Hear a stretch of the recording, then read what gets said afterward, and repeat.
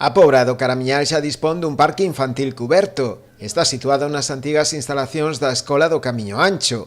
A actuación foi posible grazas a unha achega da Xunta duns 40.000 euros, con cargo á orde de infraestructuras de uso público.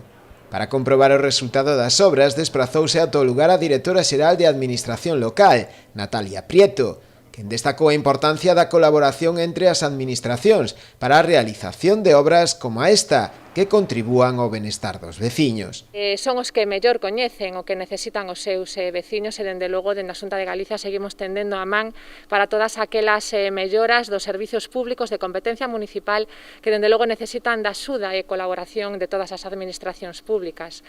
Colaboración que fai posible que servicios como este novo parque municipal xa sexa posto a disposición dos veciños para o seu disfrute. Desgraciadamente non podemos poñer en funcionamento polo tema do COVID e porque ahora está pendiente de facerse unha obra de accesibilidade, pero como vedes, pois está perfectamente rematado, listo para o seu uso, cunha zona cuberta, outra zona descuberta, e que está pensada para o servicio dos veciños e veciñas do Camiño Ancho, pero tamén, por suposto, do resto do concello, do centro urbano que queda moi cerca de aquí, e que esperemos que ese sea un beneficio para a ciudadanía.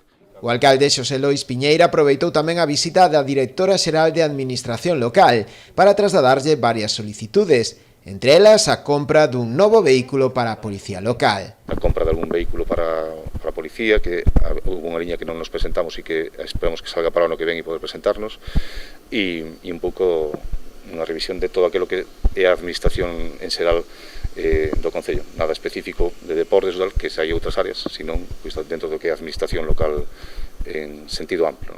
Posteriormente, desprazouse tamén ata o polígono industrial da Tomada para visitar alí a canceira municipal. Unha actuación iniciada en 2018 con a axuda do Fondo de Compensación Ambiental de máis de 64.000 euros e que poderá ser agora ampliada con outra achega semellante, con cargo tamén a eses fondos.